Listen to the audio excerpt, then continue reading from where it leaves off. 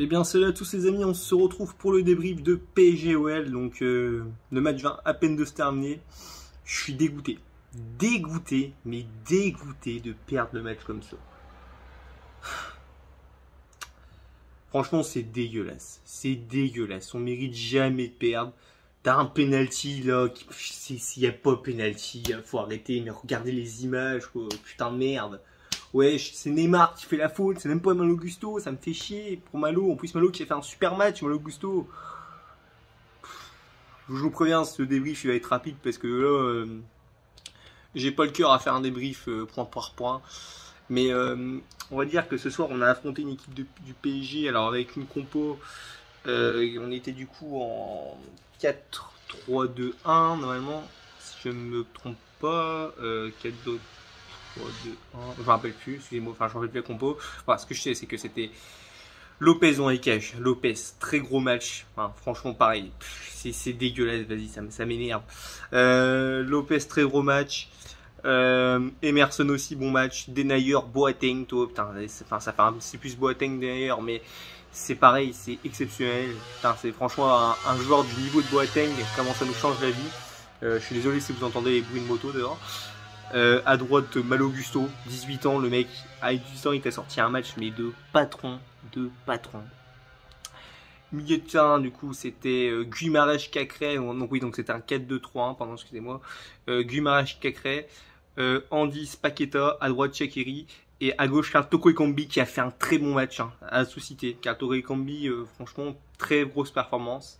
Et par contre, Slimani, là, bon, devant, là, je trouve que moi, ça serait vraiment le point faible. Bon, je trouve que ça aurait été le point faible ce soir. Moi, c'est Slimani devant, parce que c'est faible, Slimani.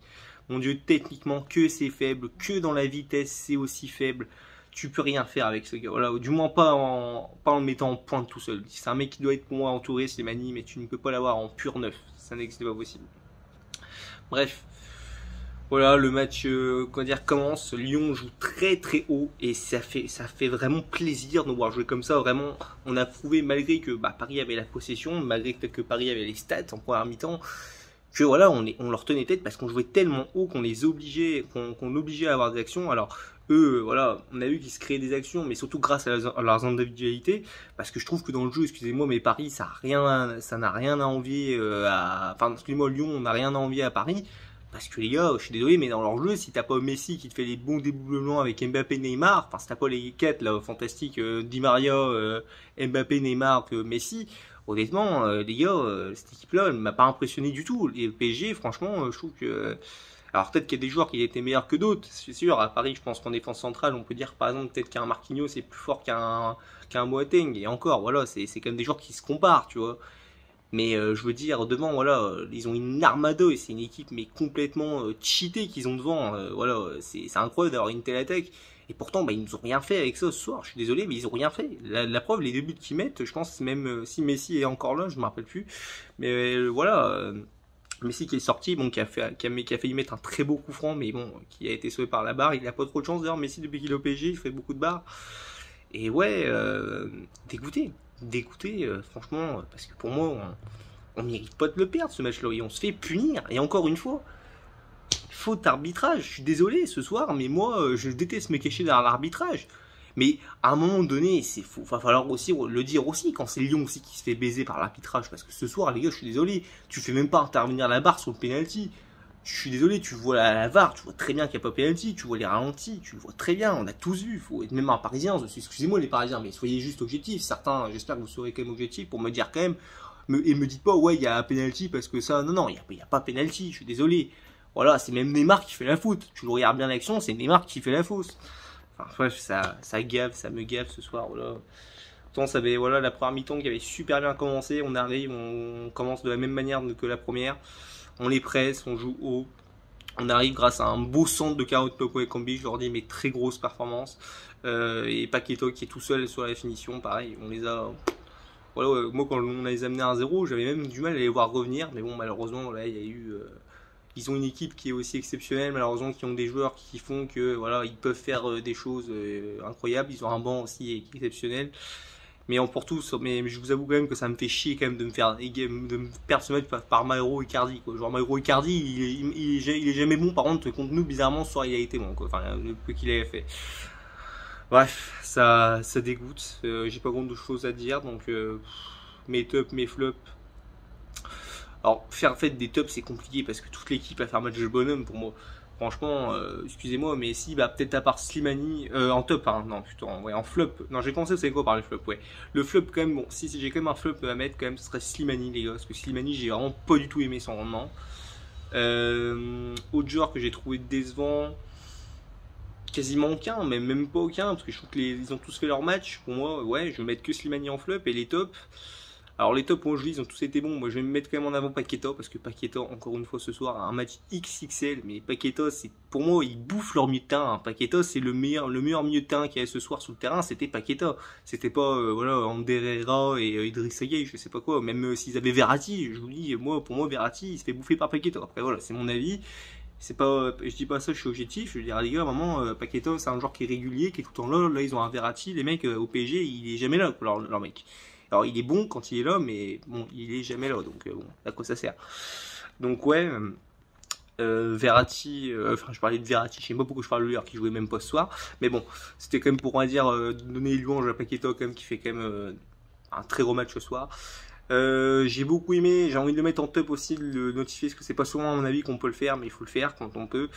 C'est Karl Toko Ekambi, les gars, parce que Toko Ekambi, je l'ai sorti pour la 3e fois dans cette vidéo, mais il m'a impressionné. Moi, quand j'ai vu la compo, vraiment, là où je trouvais qu'on avait une défaillance énorme, c'était le côté gauche. Je me suis dit, bon, bah là, par contre, ça va être compliqué. Mais il faut le dire, il a fait son match, il a fait des bons décalages, il a fait des centres, il a tenté les choses, il a joué intelligemment, il a bien joué le timing et tout. Enfin bref, il a fait un bon match, tout simplement. Et pour moi, oui, Karl Toko Ekambi, bah, je le dis très ouvertement, je suis heureux de son match. Voilà, franchement, donc je le mettrai en top, j'aurais mal notifié. Et en top, malgré sa faute, parce que moi même s'il n'y a pas faute, je le dis, voilà, on dit faute, mais il n'y a pas faute, on va dire, c'est Malo Gusto qui m'a impressionné. Voilà, je savais que Malo Gusto, on sait que Malo Gusto, c'est un joueur dont on a beaucoup confiance et on espère avoir un grand avenir à l'Olympique Lyonnais. Parce que même si Léo Dubois, voilà, bon, ces derniers temps, il a fait quand même des mal en match, c'est vrai qu'on se dit quand même que Gusto peut monter en puissance et vite dégager Dubois. Bah, ce soir, il l'a prouvé. Il l'a prouvé, et pour moi, Gusto, il prouve qu'il peut être une grosse concurrence à Léo Dubois. Et ça, c'est important de le notifier. Après, j'aurais pu mettre aussi en top Bruno Guimaraes, que j'ai adoré. J'ai beaucoup aimé aussi la solidité de nos défenseurs. Emerson aussi, j'ai beaucoup aimé. Mais je vais retenir ces trois-là parce que, bon, voilà, pour moi, c'est ceux dont, bah, je dirais pas qu'on s'attendait pas, parce que Paqueta, bon, on s'y attend, on sait quel joueur est Paqueta, mais on s'attend jamais à ce qu'il soit aussi fort, et pourtant il l'est, c'est incroyable. Donc écoutez, ouais, c'est tout ce que j'avais à dire. Je sais même plus contre qui on joue le prochain match, mais d'ailleurs, j'ai pas pu faire les débriefs c'était Strasbourg et